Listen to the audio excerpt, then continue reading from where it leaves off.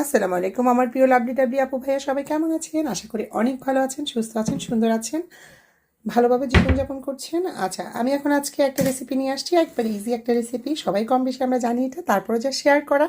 আজকে একটা pasta recipe নিয়ে আসছি আপনাদের সামনে, এবং পাস্তাটা কিভাবে করলে পরে পাস্তাটা লেগে যায় না এমন কিছু টিপস শো দিয়ে আমি আজকে পাস্তাটা রান্না করবো, স্পেশালি বাচ্চাদের জন্য। যাদের বাসায় বাচ্চা আছে অবশ্যই আপনারা এই রেসিপিটা দেখে বাচ্চাদের জন্য পাস্তাটা বানাবেন, আশা করি তারা অনেক অনেক পছন্দ করবে। তো চলেন শুরু করে দেওয়া যাক আজকের এই পাস্তা রেসিপি। পাস্তা রেসিপি করার জন্য আমি প্রথমে এখানে লবণ দিয়ে দিচ্ছি পরিমাণ মতো, দিয়ে দিচ্ছি কিছুটা তেল, যাতে করে পাস্তাটা যখন আমি বয়েল করবো পাস্তাটা একটার সাথে আরেকটা লেগে না যায়।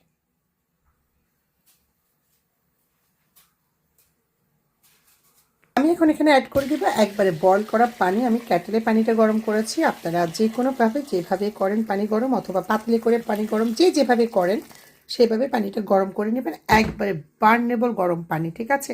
যেটা লাগলে হাত পা সব পুড়ে যায় এরকম, ঠিক আছে? আল্লাহ মাফ করুক, সেটা যেন কারণ না হয়। তো আমি এখানে আরও কিছু গরম পানি অ্যাড করে নিব, আরও কিছু বয়েল পানি দিয়ে দিচ্ছি, একবারে ডুবো ডুবো করে পাস্তাটা ভাজতে হবে। এর মধ্যে একটা টিপস বলে দিই, ইয়েস, সেটা হচ্ছে অবশ্যই কি আপনারা যখন পাস্তাটা সিদ্ধ করবেন গরম পানি দিবেন আর অবশ্যই একটু তেল অ্যাড করে নেবেন। এই যে, আর পাস্তাটা যখন আপনি বয়েল করতে বসাবেন অবশ্যই হচ্ছে নিচ থেকে একবারই উপর তাক পর্যন্ত ভালো করে নেড়ে চেড়ে দিবেন, যাতে করে কি পাস্তাগুলো দলা বেঁধে না যায়। তো ফিরে আসছি অবশ্যই পাস্তাটা বয়েল হওয়ার পরে।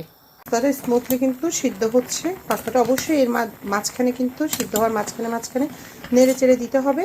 একবারে তেল দিয়েছি বলে যে লাগবে না সেটা কিন্তু না, আমি কিন্তু কয়েকবারে নেড়ে দিয়েছি, জাস্ট একবার শেয়ার করলাম। তো পাস্তাটা হচ্ছে আবারও বলছি সিদ্ধ হওয়ার পরে ফিরে আসছি। একবারে বয়েল হয়ে গেছে, এগুলো আমি হচ্ছে এখন নেট বলে ট্রান্সফার করে দিব। ইয়েস, একদিক থেকে তেল ছেড়ে রেখেছি, আরেক দিক থেকে হচ্ছে পাস্তাগুলো আমি ঢেলে দিচ্ছি। তেল ছেড়ে দিয়েছি, আরেক দিক থেকে হচ্ছে আমি পাস্তাগুলো নেট বলে ট্রান্সফার করে দিয়েছি। একবারে পাস্তাটা গরম গরম থাকতে কিন্তু ঠান্ডা করে নিতে হবে, তাহলে যে একটু যদি সফট হয় সেটা কিন্তু অনেকটাই ভালো, মানে ইয়ে হয়ে যাবে আর কি, মানে শক্ত হয়ে যাবে, আর হচ্ছে একবারে ভেঙেও যাবে না, আর ঝরঝরে হয়ে যাবে।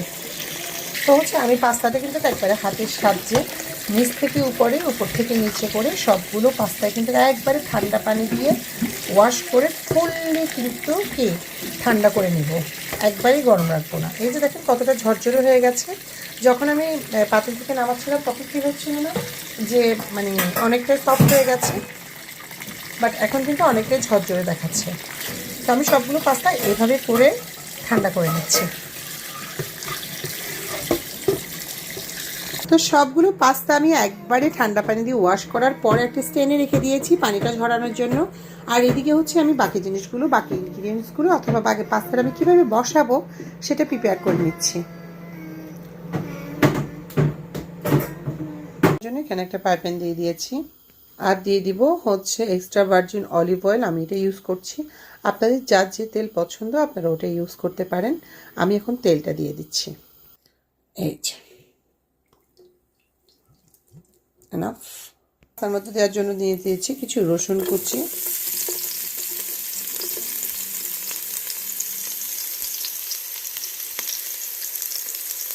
রসুনগুলো হচ্ছে একটু করে যখন ফ্রাই করে নিব,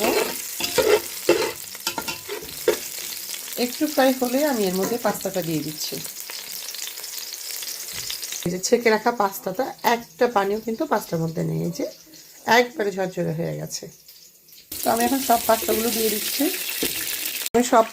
দিয়ে দিচ্ছি, মনে হচ্ছে একবারে এখানে একটা পিঠা মনে হচ্ছে না, এই যে পিঠার মতো হচ্ছে যে বোলের মধ্যে রেখেছি যে সার্কেল হয়ে গেছে। আমি উপর থেকে হাতের সাহায্যে পাস্তাগুলো কিছু ভেঙে দিচ্ছি, চামচ দিলে আবার ভেঙে যাবে। তো হচ্ছে আমি এখন চামচের সাহায্যে পাস্তাগুলো রসুন এবং অলিভ অয়েলের সাথে মিক্স করে নিচ্ছি। এই যে তো মিক্স করতে যাচ্ছি ভালো করে রসুন এবং হচ্ছে অলিভ অয়েলের সাথে।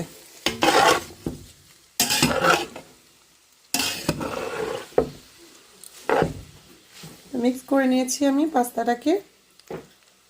এখন হচ্ছে আমি এটা প্রায় 5 মিনিটের মতো এইভাবে করে ফ্রাই করে নিব অলিভ অয়েল এবং রসুনের সাথে।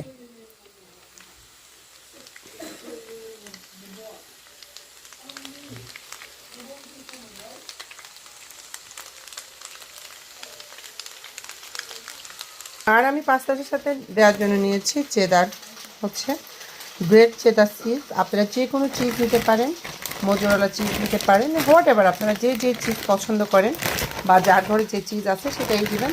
আমি হচ্ছে আজকে চেদার, গ্রেট চেদারটা, গ্রেট করা চেদার চিজটা ইউজ করব পাস্তাটার জন্য।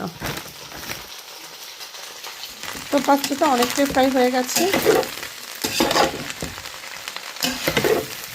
বাচ্চাদের জন্য কিন্তু এইভাবে চিজ রান্না করাটা একবারেই পারফেক্ট। এবং স্পেশালি যেসব বাচ্চারা স্পাইসি পছন্দ করে না বা স্পাইসি পছন্দ করলেও কিন্তু এই পাস্তাটা আপনারা আপনাদের বাচ্চাদেরকে রান্না করে দিতে পারেন। আমি 100% একবারে শিওর সব বাচ্চাই কিন্তু এটা পছন্দ করবে। তো আমি হচ্ছে এটা অলমোস্ট ফ্রাই হয়ে গেছে। এখন হচ্ছে আমি চিজটাকে এইভাবে ওকে সব চিজ একসাথে দিব না, আমি কিছু চিজ দিলাম, আমি একবার নাড়া দিব এটাকে। এই যে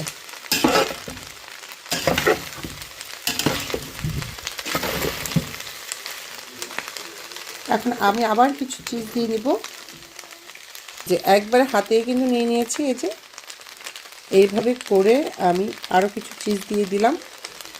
আমি এখন এটাকে এদিক ওদিক করে আবার নেড়ে দিব।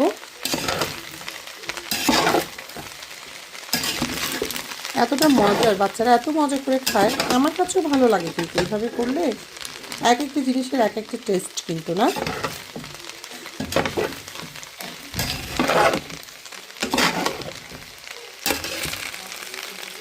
এরপর হচ্ছে আমি আরও কিছু চিজ দিয়ে দিচ্ছি। এটা যেহেতু চিজি পাস্তা, প্রচুর চিজ দিব এটাতে, তো অনেকগুলোই চিজ আমি দিয়ে দিয়েছি।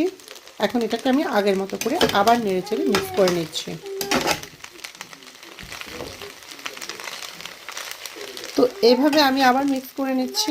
হোয়াট হ্যাপেন, তো আমি ফাইনালি আরও কিছু চিজ উপরে ছড়িয়ে দিচ্ছি এইভাবে করে। এখন আমি এটাকে একবারই আর নাড়বো না, একবারই আমি চুলাটা বন্ধ করে দিয়েছি। এখন আমি কিছুটা বলে উঠিয়ে নিচ্ছি, কারণ চিজের, হ্যাঁ তুমি খেয়ে ফেলো শোনা। এই যে আমি চুলাটা অফ করে দিয়েছি। আমি এখন কিছুটা পাস্তা উঠিয়ে নিচ্ছি বাটিতে। হ্যাঁ হ্যাঁ হ্যাঁ, কারণটা হচ্ছে যে চিজি পাস্তাতে চিজ তো থাকতেই হবে গোটা গোটা। এই যে একবারে হয়ে গেছে আমার চিজি পাস্তাটা। এখন হচ্ছে বাটিতে উঠিয়ে নিই। এই যে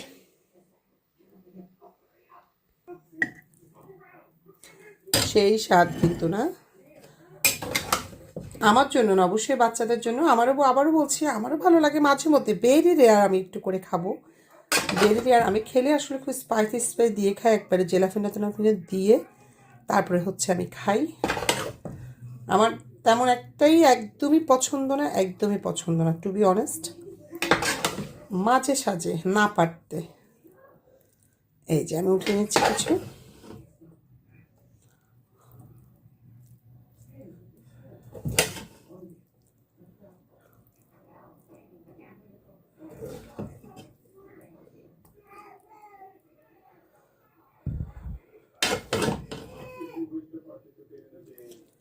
এই যে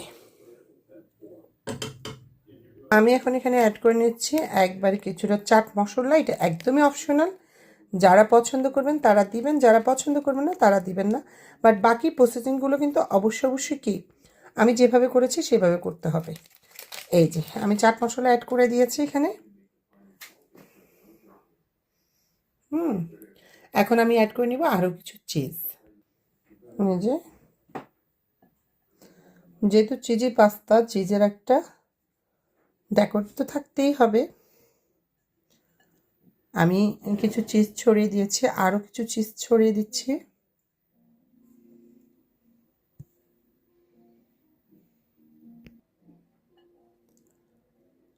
এই যে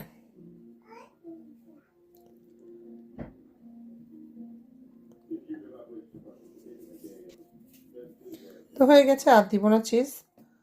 আসলে এত চিজ খাওয়াটাও ঠিক না, তারপরে তো বাচ্চারা তো খাবে, কিছু করার নেই। তো আমার এটা একবারই হয়ে গেছে। তো আমার এটা ফুললি কমপ্লিট হয়ে গেছে আলহামদুলিল্লাহ। দেখতে অনেকটা ইয়ে লাগছে না, জোস লাগছে না, এবং মানে কি খাবার একটা যে না ঠিক আছে এরকম একটা ব্যাপার নিশ্চিত না। তো সবাই অনেক ভালো থাকবেন, আপনাদের সবার জন্য এবং আপনাদের পরিবারের সবার জন্য অনেক অনেক দোয়া রইল। আমার জন্য, আমার পরিবারের জন্য দোয়া করবেন। আর যারা এতক্ষণ আমার সাথে সংযুক্ত ছিলেন, কষ্ট করে আমার ভিডিওটা দেখেছেন, আর যারা প্রতিনিয়ত আমাকে সাপোর্ট করে যাচ্ছেন, তাদের সবাইকে অনেক